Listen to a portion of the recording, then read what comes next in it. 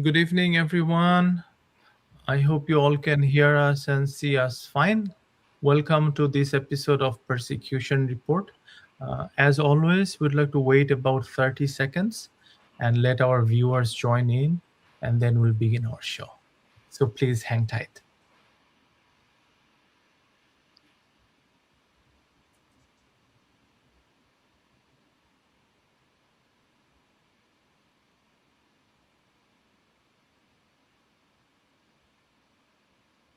The weather in Virginia, Rahan bhai, It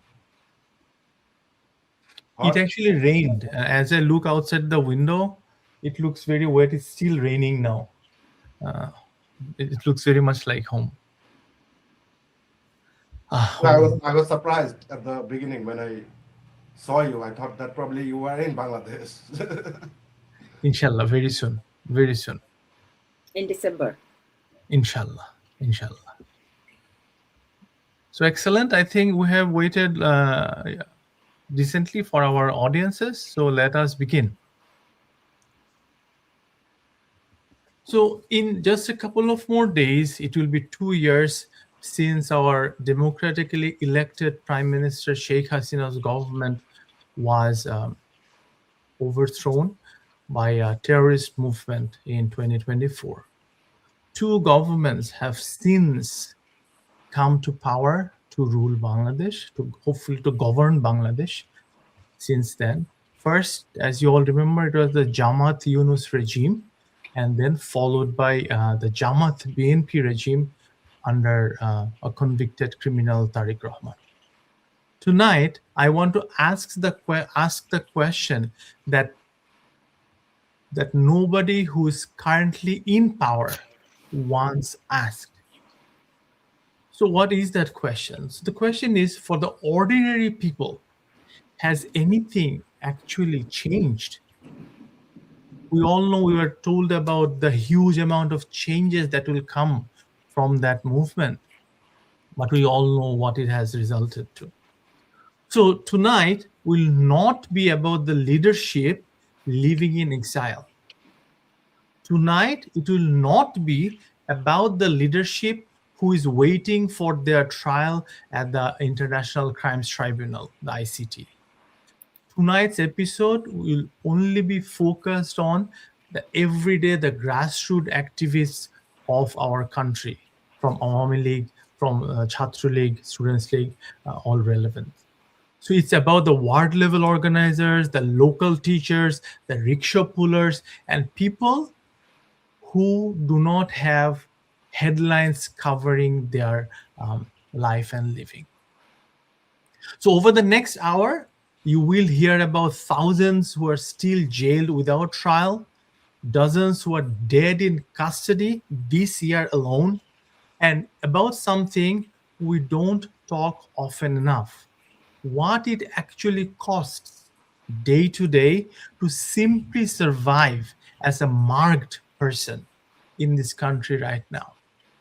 Not the big number that the UN talks about or the UN report has, the rent that didn't get paid this month, the medicine that got skipped because that person had to pay someone else, maybe a lawyer, to get out of jail. Maybe the father who could not attend his own daughter's wedding because his own hometown is not safe for him anymore. And in the end, once you talk about all of this, we'll be asking what any of this actually adds up to after these 2 years. So if you are one of those thousands still filing this paperwork to get out of jail, the prison sentence, this episode will be for you. If you're trying to get your case dismissed, this episode will be for you. Trying to get a loved one released from illegal incarceration, this will be for you. If you're trying to get a job back that you lost simply for wrong political affiliation or reason, this hour is specifically for you. We see the parts of this that don't make it into a headline. And so we're calling tonight's episode 2 years after August 2024, the cost nobody counts. So welcome to the show. Tonight, joining me will be our panelists. Anwar Jihan, Rana Meher, and Priyanka Anwar. Between the three of them, we're going to talk about the mechanism, the machine that's at play right now, the names, the people, and the everyday costs, which is exactly the order we're going to take it in tonight. So let us first review of what the guests will be talking briefly today. Jihan, you will be up first tonight with the members. So let's start with you. What review to us? What will be your talking point about? Thank you, Dr. Jamil. Let me first start with responding to this guy, MD Mohit, who said that we need to read his comment. Yeah, Sheikh Hasina is committed to come in December and December of 2026, this year. And we do read your comments, we do read your feedbacks. So please continue providing us with your feedbacks. Now, today in this persecution report, we are talking about two governments, namely the Yunus Jamaat government and this current Autopass. I call them Autopass because they passed the election without a competitor. Autopass, BMP government. But they both carry the same machine, same state machine. The machine that Yunus built to suppress democracy, and then it passed over to the BMP government. What I'm going to talk today, I'm going to cover few stuff, so please be alert and also focus. At first, I'm going to talk about the first 2 weeks after the fall of the Awami League government, and then what is happening in the custody. I will talk about some names, and I will talk about the mechanism and this so-called Operation Devil Hunt that we have been seeing for the last 2 years. So let's take a look at the first 2 weeks.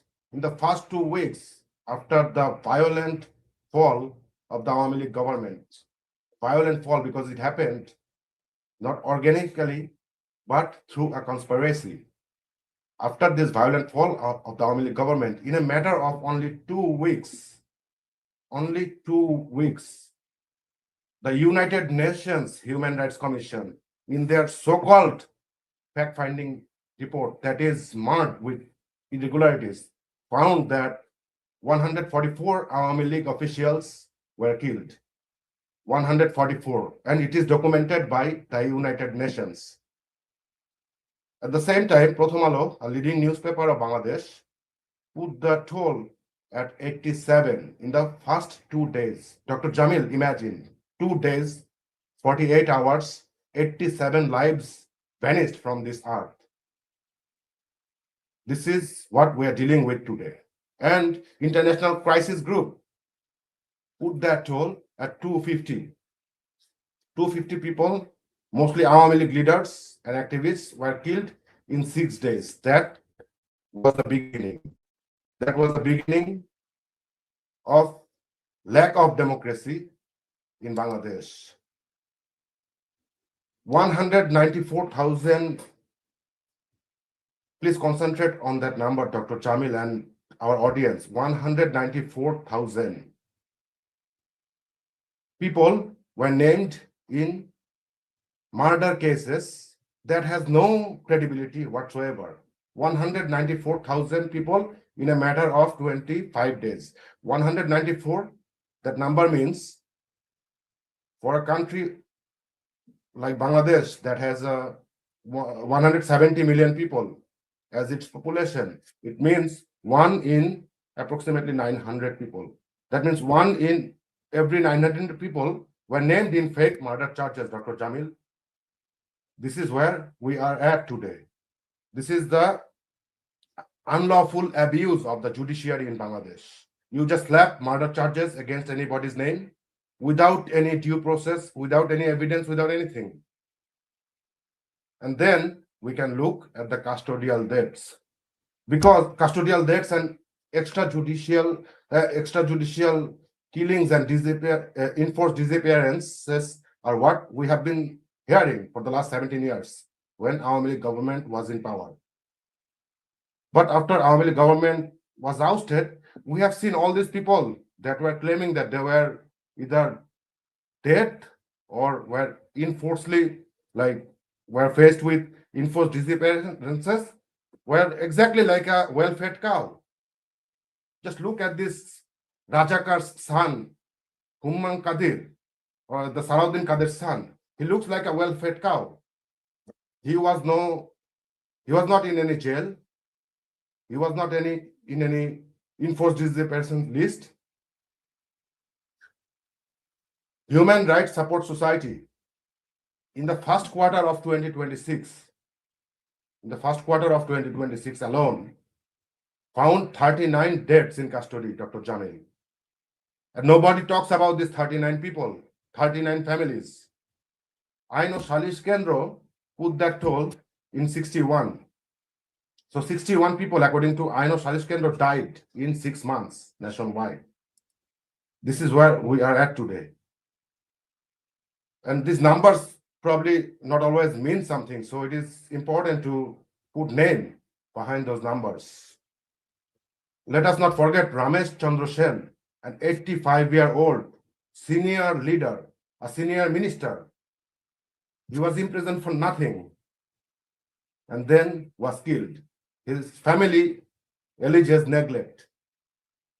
Monirujjaman Monir Matobor, it is very personal to me because I know this guy. He was a leader of Central Jubo League, a pro-1971 activist, long-time Awami League activist. He died in Dhaka Central Jail only a couple of weeks back in July, second weeks of July. Without any justification, he was not involved in any murder or he was not involved in any state decision making that led to whatever happened in 2024. But he is the ultimate victim who had to give up his life while being incarcerated. And all this that I have been saying for the last 3-4 minutes are not some random jargons. These are all well-documented facts from well-reputed newspapers and human rights organizations. Human Rights Watch in February called on Bangladesh to uphold impartiality in law enforcement because they think there is no impartiality. Why do they think that? Because they have been seeing the so-called Operation Devil Hunt.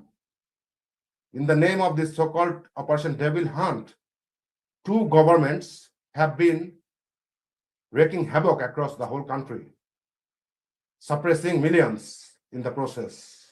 And then, as I was saying about custodial deaths have become the daily regularity. Now, Dr. Jamil, what is the mechanism? How they are doing it? To understand that, you have to look at the FIR of police, the first information report. In one case, how they are filing it. They are filing one FIR, there is one victim, somebody passed away, and then you name hundreds of people arbitrarily without any due process or without anything. In one case, 321 people were named in one FIR only. And there are 244 such cases across the whole country in a matter of only 3-4 months. Across the whole country, 11,935 people were named in such cases. On top of that, the traditional system, or at least what we have been seeing in Bangladesh, is that you name hundreds unidentified and then abuse this law to put random people's name on the FIR. This is the tactics that normally is used in Bangladesh, and it continues till today. The shocking part, for that you have to look at one grieving mother, and this is no jargon or made up fairy tale. This is real life story. A grieving mother was coerced into signing a police report naming 47 people that she had never met. So she does not even know who killed her son or daughter. It is just that she was forced into signing those names. And the Operation Clean Heart that we have seen in that headline, more than 29,000 people were arrested in this so-called Operation Devil Hunt. Now, Dr. Jamil, please tell me, how can somebody kill someone on the street of Dhaka when he is having a good time with his wife in Canada? Is it practically possible? He did not time travel or, I don't know, resorted to some telepathy to commit that murder. I'm talking about our all-rounder Saqib Al-Hassan, who was also named in a murder charge. He was having a good time with his wife and he allegedly killed somebody on the street of Dhaka in Mirpur. It is practically impossible. This is a lie. And this is the lie that we are dealing with today. And for that, Human Rights Watch, I quote, they say that people today are being held as murder suspects without any trial, and bail are being routinely denied. Why? Because these are technically murder charges. And for murder charges, you don't have a bail. So all these were supposed to change after we have a democratic government, democratically elected government. But we now have an elected government, even though through a sham election, it is an elected government that has some sort of accountability to the people. But we don't see any changes. In April 2026 of this year, Tarek Rahman's, the grenade attacker, the corrupt convict Tarek Rahman's BNP government continued. They were okay with the ban of Bangladesh Awami League. So they enacted that into a law. And that should tell you that what we are dealing with. Two governments, but same mechanism. The result is Nurul Alam. In June, a Jubo League leader in Satkania also was killed in a matter of one day in custody. The government changed from Yunus to Tarek Rahman. But the abuse, the suppression, the repression did not change. This is what we are dealing with today. Back to you. Excellent, Jihan. Thank you for sharing such informative presentation. There's so much to think about it. One quick question though, Jihan, to you. So if the government has changed, but the machine did not, just like you said, whose machine is it now? It is the state's machine, Dr. Jamil. It is the machine of the state. All these state institutions are still the same. All these state institutions' leaders are still the same, but those who are calling the shots are different. Probably now we don't have a crooked, corrupt Yunus calling the shots. We have a crooked, corrupt Tarek Rahman calling the shots, but still the machines are the same.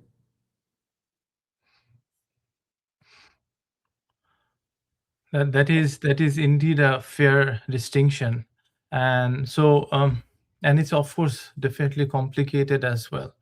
So I would like to take it further to our next panelist about the convenience of all of this for a new regime to continue with this existing machinery of suppression and oppression. So I'd like to come to Rana Meher. Rana, I know you have been working behind the scenes about pulling the names out from underneath the machine that Jihan just talked about. Please show these people what this don't usually get named. Where do you want to start? Where do you see this going, Rana Meher, to you?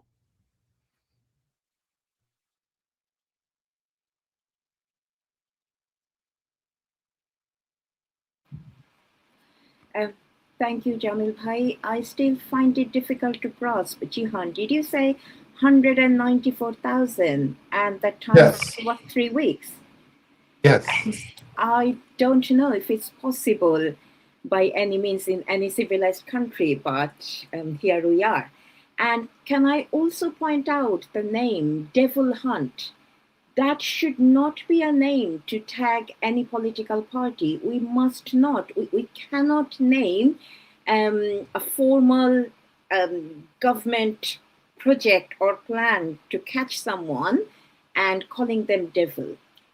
Every time we do this, we are dehumanizing those people. So we are dehumanizing those Awami League activists by calling them devil, calling the project devil hunt. And when we dehumanize people or a group of people, it basically goes along the line with genocide. And I believe what is happening with Awami League, not even after 5th of August, what is happening with Awami League from July 2024, it is a genocide, Jamil Bhai.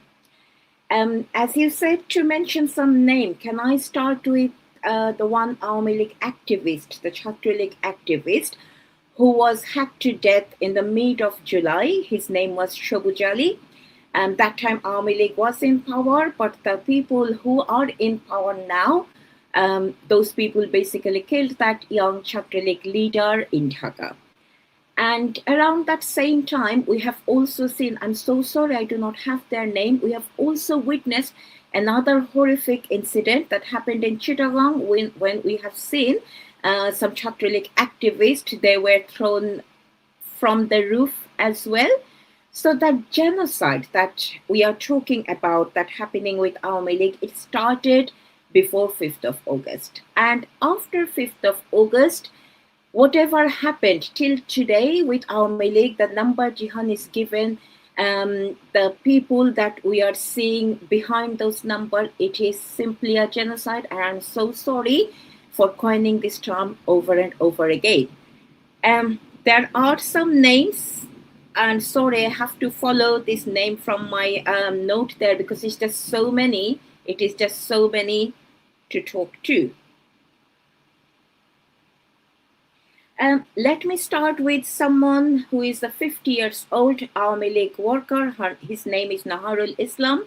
He was beaten to death in Gangni, Meherpur in 8th of August 2024, just 3 days after the government fell.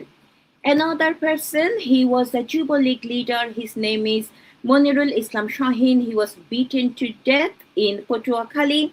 Mushfiqur Rahman Mishu, Badsha Mia, 2 more Juba League leaders hacked to death in August 7th. Now, just to be sure that what we are dealing with, all those murdered till 31st of August, all this murder of Awami League leaders, Awami League activists, people will not face any sort of criminal charge against them. Those murderers got a free license to roam free because they received the indemnity from the Yunus government and Tariq Rahman's government as well. So the indemnity basically says people who caused an havoc in Bangladesh from July the 1st until 31st of August 2024, they are protected under indemnity. They will not be charged of what they have done. So all these people, they died mercilessly, and the people who are the perpetrator of it, they will never get punished, at least not under this current government. Let me find some more. There are 2 cases that is severely shocked me a lot to my core. In December, there was a mother who was praying her Isha prayer in December 2024, and some people got into her house and murdered her.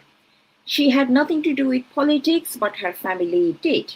Her son was a local Chhatri League leader, and he escaped after 5th of August. And because the Chhatri League leader was not found, the mother was killed instead of him.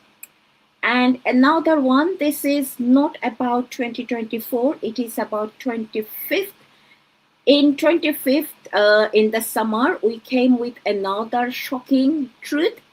There was a boy, he's in year 10, so he was in custody for 8 months.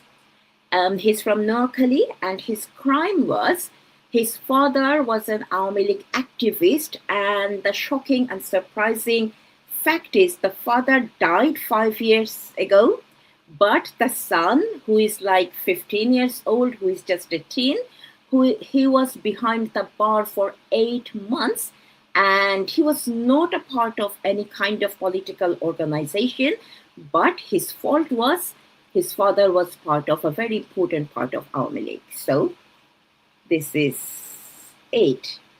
Jamil Bhai, is it okay if I continue with some more names? Okay. Now, somehow, and even in 2025, as I was talking about dehumanization and genocide, the dehumanization and genocide, it came against Awami League in various form, in various shape.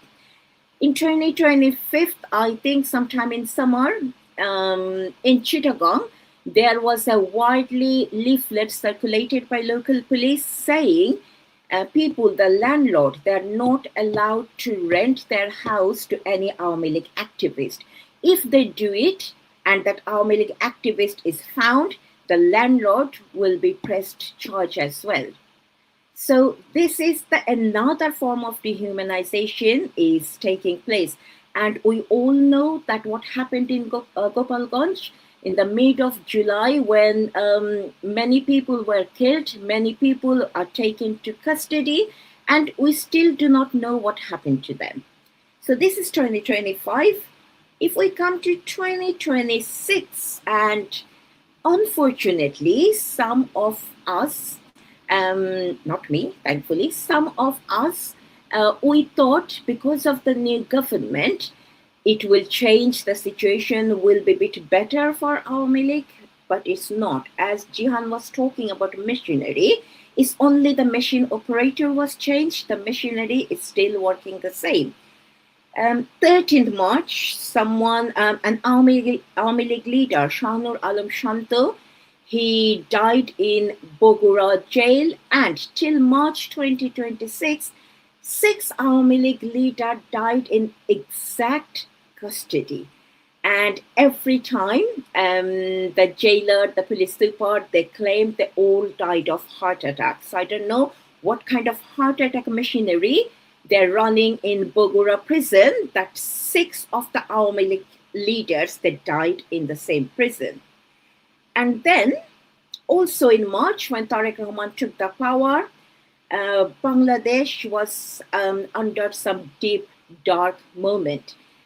But without resolving the other problem, the government ordered all the police stations so that they should make a list of local Chhatralik activists so that they can keep an eye on them.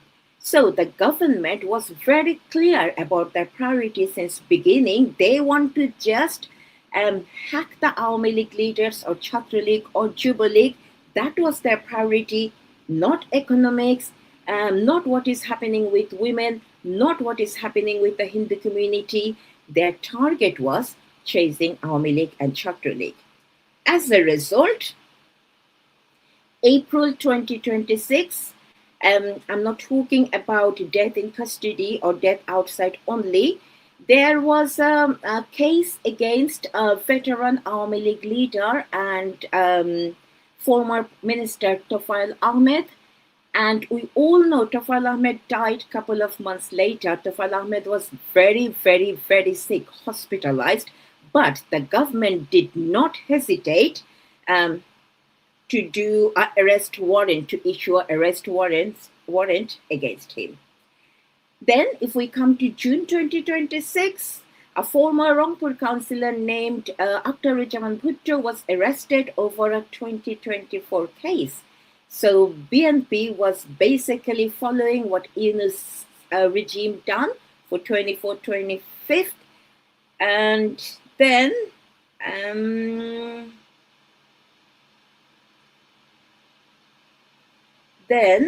if we talk about 23rd of June, when people were celebrating the big day for Awami League, 3 people, they were abducted by police and their dead body was found in Turak River. They were Arif Hassan Rakib, Ronnie Mullah, and someone else.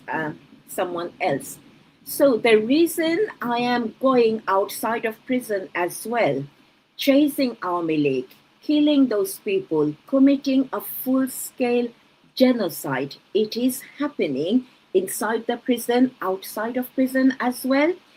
They are targeting not only Awami League or Jubo League or Chhatra League activists, they are targeting their families as well. They're targeting anybody they believe that could maybe voted for Awami League or could support Awami League in future. Now, Jamil Bhai, we have seen this kind of genocide before. We have seen how Nazi Party murdered at least 20,000 of communists, and to, I don't know, how do I say it? To make sure they can glorify their murder in some other name, they name those poor communists, calling them some kind of Gion Bolshevik. So we have seen this, how different kind of party, they target different ideology, a different ideology who can be threatening to them. And for this government and the Yunus government, there is only one threat, is Awami League. So that murder and genocide is going on. Thank you, Jamil Bhai. Thank you very much, Rana. Perhaps it was easier not to know these people and just focus on Jihan's numbers. But as you Before you continue, I want to draw one quick connection. Bit louder, Jihan. Bit louder. Ranapa was saying something about that people are not allowed to get a rental today. This is the same thing that Prime Minister Sheikh Hasina and her sister, Honorable Sheikh Rehana, had faced after 1975. Nobody would give them a house to rent. So what we are facing today is the exact same situation, exact same environment. And also many Awami League, Jubo League, Chhatra League, they lost their jobs as well. They lost their academic qualification. They lost the opportunity to study. So when we are talking about genocide, it is not only murder, it is also killing their present and the future in a different form. Sorry, Jamil Bhai. No, this is fine. I'm glad you guys are bringing this up. So as you so clearly and eloquently talk about the people who died or disappeared from public life, a logical next question then becomes, what about the people who are still here, still walking around, but just barely? I think this could be a very good question for our next panelist who has been patiently waiting all this time. Priyanka, you have been looking into exactly that, the people who are still here, still surviving. Take it from here for us, Priyanka. Exactly. Thank you, Jan Bhai. Great questions. We have heard both Jan Bhai, you, and Appa last half an hour. People that have died or disappeared, that have basically ended their life and they're gone from the scenario. But there are still hundreds of thousands of Awami League activists, Awami League leaders, or simply just because they have ever voted, or simply they have been tagged that they might possibly support Awami League. Their lives is still barely there, barely surviving. They are not dead. They haven't disappeared. They're not arrested. But it's a struggle of everyday's life. They still have to eat. They still have to pay rent. They still have to manage medicine for their parent or for themselves. They still have to find how do they get to pay for their children's costing of schools. But all of this is very, very hard when you have to be still managing yourself being hidden because of the tagging that has been going on. You can't have a proper job, you can't live a proper normal life, so you have to always make sure and always see through over the shoulder that who's cutting you, who's being chased, if you're being chased. So you have to be very careful, and this is just not a when I think of that, when we hear about these stories, it almost feels like some stories from a movie, but this is actually a reality that's been happening the last 2 years and is still on, sadly, still on. I know that we have seen the Yunus regime, and a lot of the people were actually hoping that no matter what, if BNP government comes, there will be still illegal or legal, that's a different debate. They are elected and they're here and they're quite a large party. So a lot of people hope that they will see difference, but so far we haven't seen. We have just only seen that's continued what Yunus had left. So I want to talk about more about the normal lives that are no longer normal. It almost feels like they dream of having a normal life that once upon used to be a normal life. Now, stories like just while back, Al Jazeera had interviewed 24-year-old former Chhatro League member. Obviously, we can't name him by his real name here because he will be chased. But let's call him Fahmy, or let's call him, the nameless. He was only 24 years old. He had a normal life at universities. He wasn't really a leader or a very known face outside of his campus. But even he could never go back to the university. He could never sit in his exam. He had a plan of perhaps to do some service government job that will never happen. So all of these normal lives have just disappeared, and we have just watched them being disappeared. Nobody has said anything just because they're really tagged, as if it's been normalized, as if our people deserves it somehow. Somehow it's just like cursed, so they will just have to go through it. So my point is that this is like one or two stories that we are talking here, Jamil Bhai, but there are so many that's still suffering in Bangladesh that we don't really hear about them.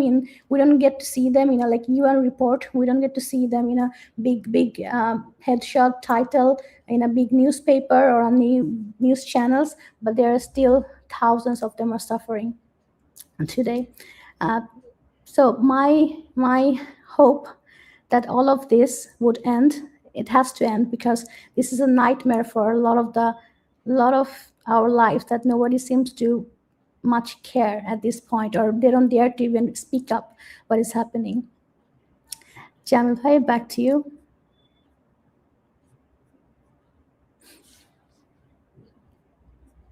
You are muted, Jamil Bhai. Thank you. This never gets old, does it? No matter how many times you talk, you sleep, your mic being muted. So, thank you for sharing this, Priyanka. It's indeed very heartbreaking to say very politely that what we're seeing happening in Bangladesh, being done to Bangladesh in a very strategic and purposeful way to ruin Bangladesh. Our GDP fell from over 6% to roughly barely 2%. Inflation is currently above 12%, when it was really way around 6% or so a couple of years ago under Prime Minister Sheikh Hasina. There is no column written anywhere for custodial death counts for a brother who got bullied or raped in our madrasas, for sisters who are getting abused every day in their workarounds, in their everyday life. So everything that Rana and Priyanka just described, right, needed a political cover to happen at this scale and to keep happening for 2 years. I guess my next question would be to Jihan about this. Jihan, I know you have tracked exactly who provided that kind of a cover. Would you please pick that thread up and share your thoughts about this, please? Thank you, Dr. Jamil. So, who provided that cover? What I'm going to say about who provided that cover, before that, you have to go back to who Jamaat-e-Islami is. Jamaat-e-Islami, the Islamic fundamentalist, the religious fundamentalist group in Bangladesh, they are the party whose senior leadership was convicted of war crimes for the atrocities that they committed during 1971. In 1971, 3 million people were killed, 200,000 women and children were faced with inhuman brutality. And Jamaat-e-Islami's senior leadership was behind all those atrocities. And this is not me talking, this is the International Crimes Tribunal of Bangladesh.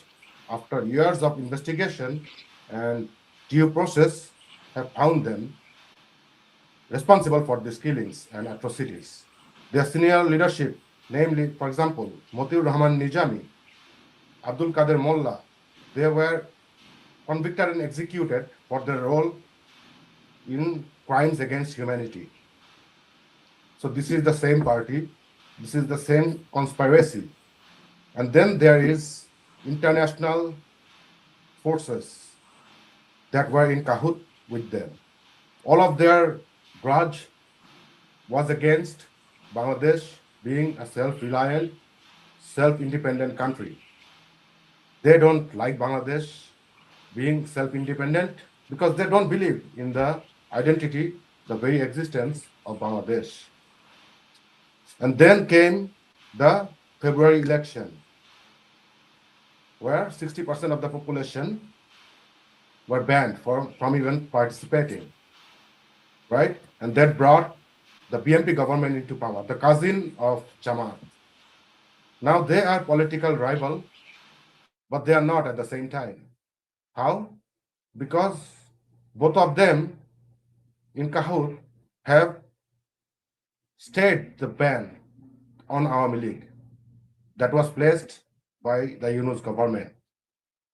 So Dr. Jamil, what we are seeing is that the state is being ran by Jamaat-e-Islami and all those who were against the formation of Bangladesh, and their partners are some international elements. Back to you. Thank you, Jihan. I'd like to come briefly to Rana Meher in a moment. I'd like to hear about her thoughts on how this, what Jihan just said about underrepresentation of women in our election from all the parties. But before going into listening to Rana, I'd like to also point out that remember the Jamaat Yunus government did not officially permanently ban Awami League. It was the Jamaat BNP government that made that Awami League ban permanent and into a law in April 2026. The International Crisis Group put the pressure that BNP is under in their own words. They said, and I quote, that BNP is forced to stand firm in the face of pressure from right-wing, mainly Islamist forces.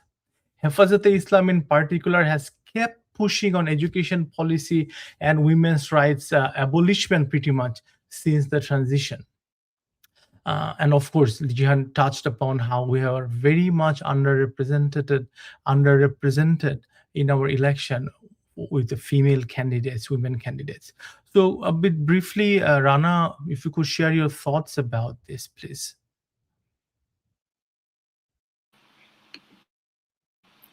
Sorry, Jamil Bhai, is it about women candidacy in our last election? Is this the question about? Yes, like overall, we're seeing a very minor representation from our women in the country, and they're also getting abused every day. So just a quick thought from you. Sure. Can I quickly point out something else before I come to the election?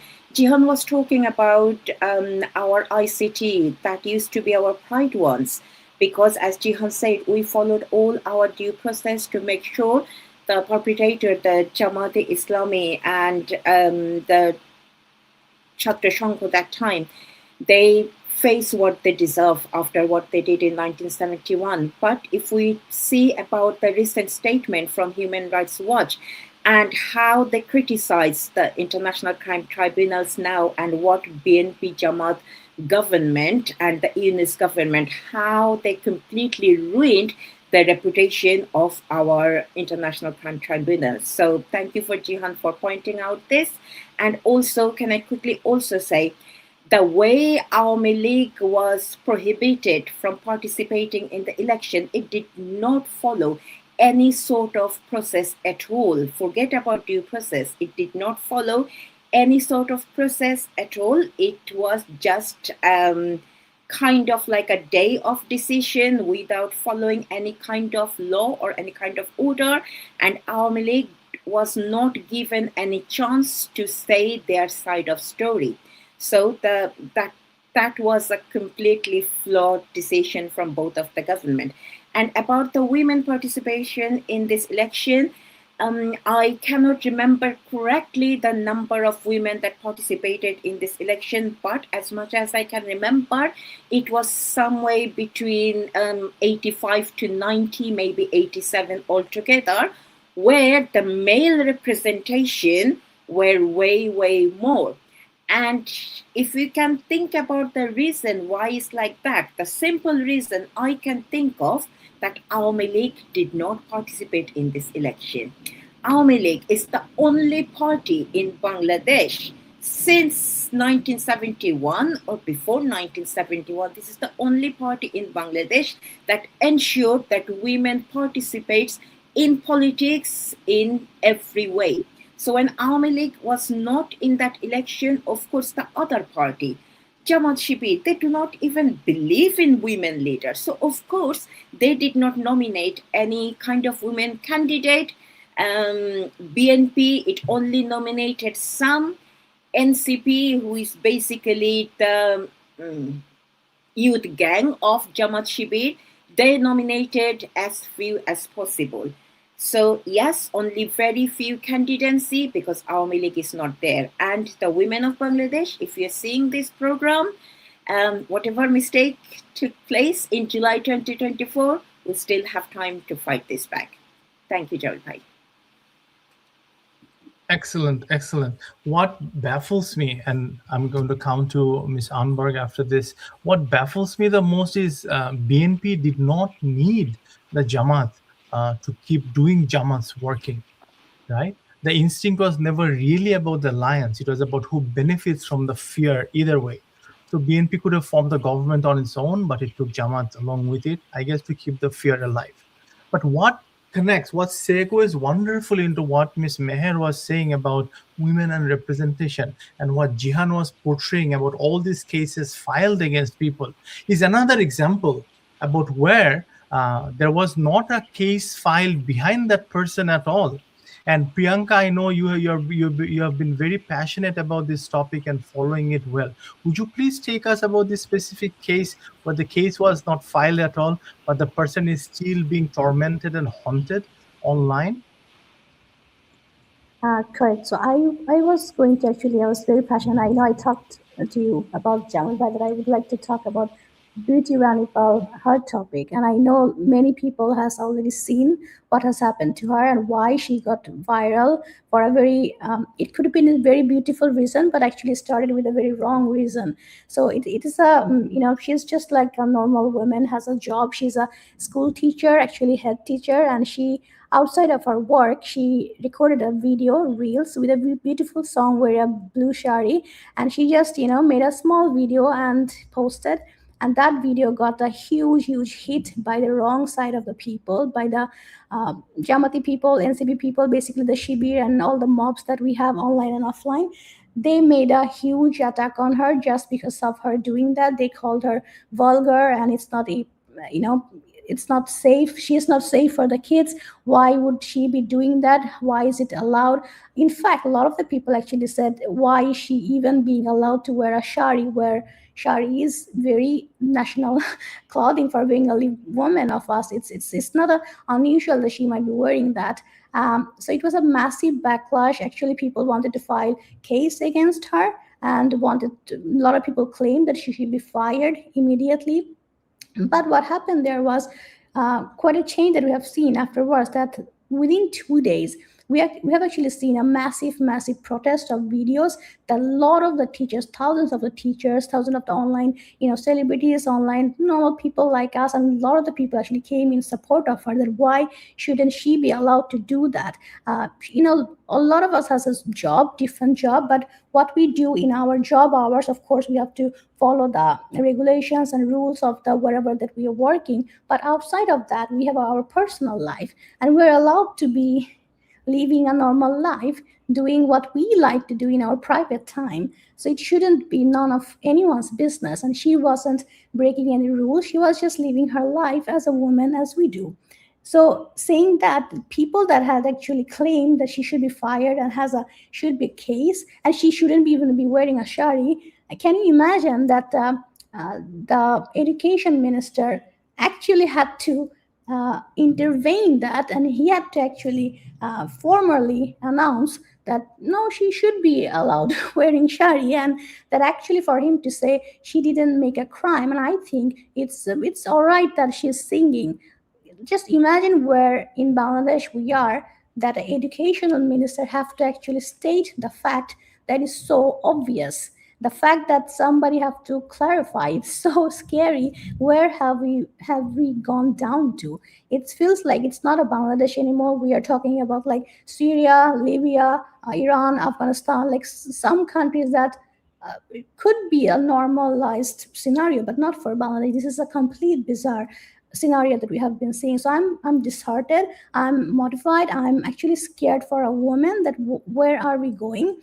And saying it's just one occasion that we're talking about, Jamil Bhai, but this actually happens quite regularly, both online and offline, that woman gets massive attacks. No matter whatever what, if you just don't like about something, perhaps her circle, her wearing, something she have said, it's so easy to being targeted. So it's a scary world, especially after since 5th August that we have seen. It's absolutely scary, both online and offline.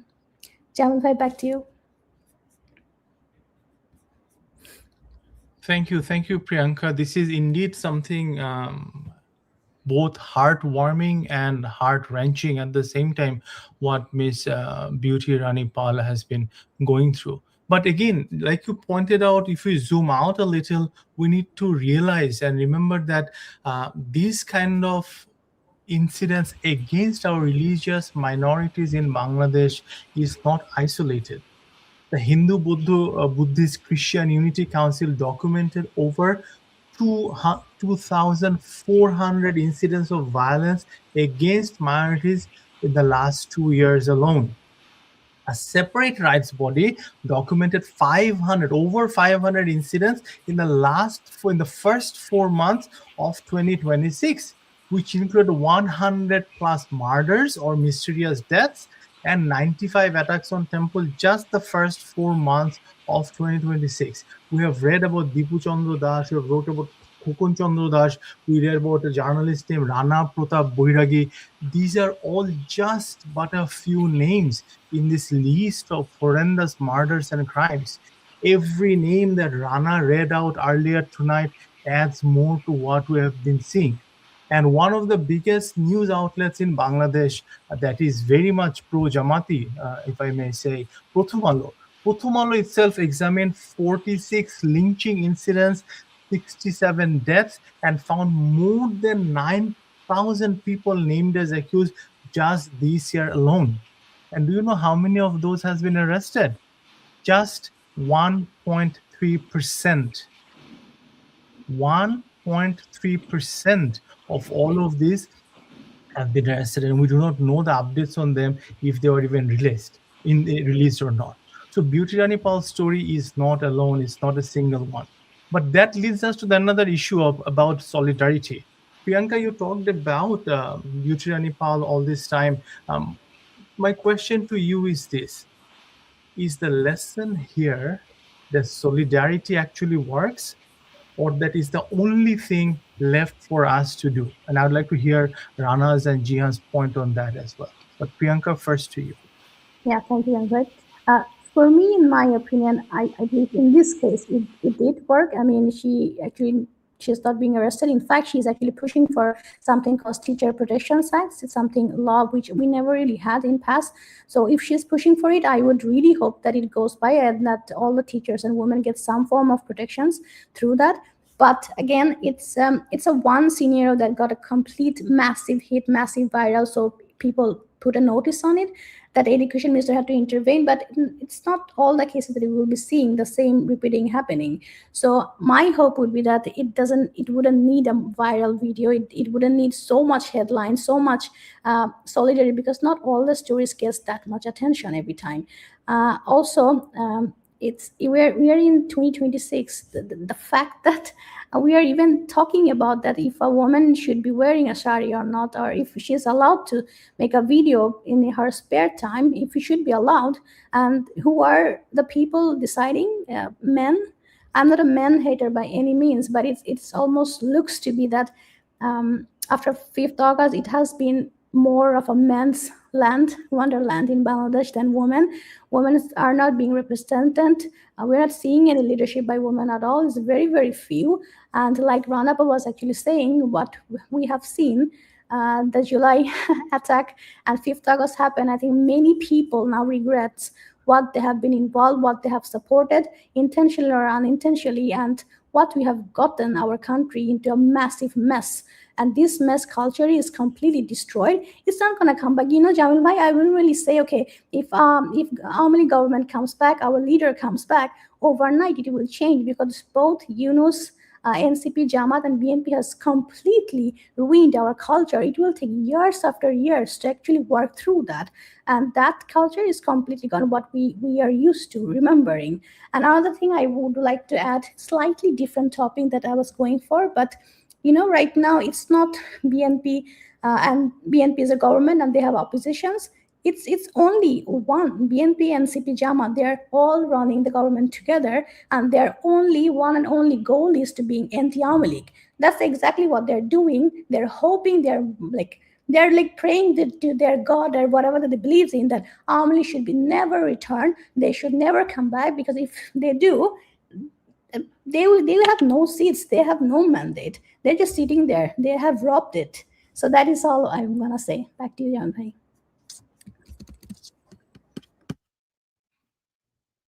In the interest of time, I'd like to move on to the last question of our day.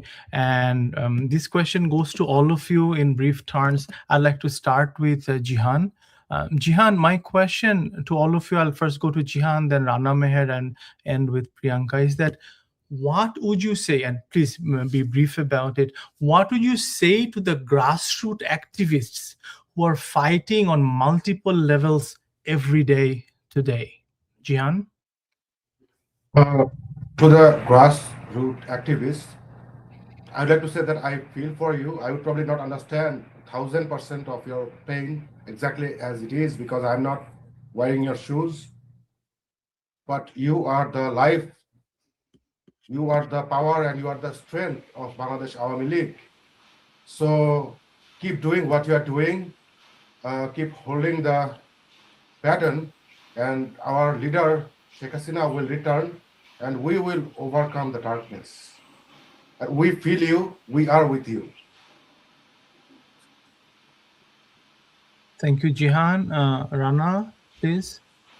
Thank you, Jamil Bhai. Just to quickly add on about Beauty Ball, what happened after Beauty Ball's incident is really nice to see all the teachers came forward to support her. But we must not forget, during Yunus regime, at least 3,000 of teachers, they lost their jobs. And only a couple of days ago, 4 Dhaka University teachers, one of them, they lost her job, and other 3 are facing severe issues in the university as well. So please, we all should support Beauty and other teachers there, but let's not forget those teachers as well.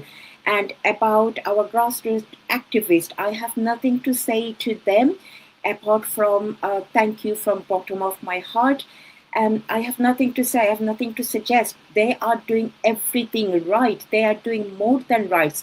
All I can say to the top leaders of Awami League, when you come back to power, value them.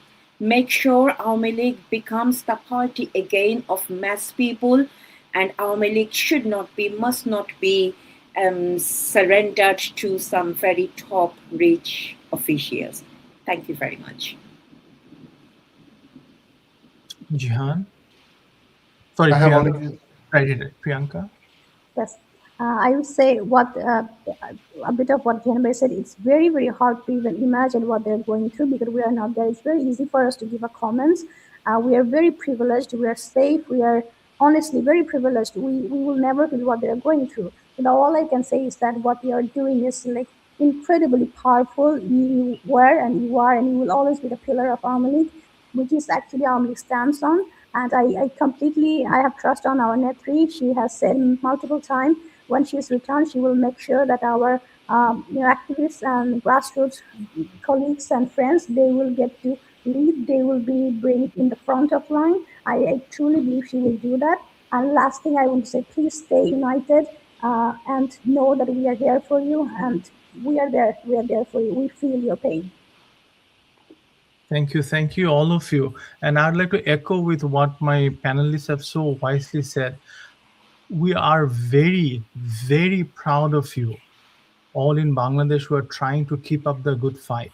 I know it sometimes feels unfair that many of us are staying abroad, and maybe you think we're just talking for the sake of talking online.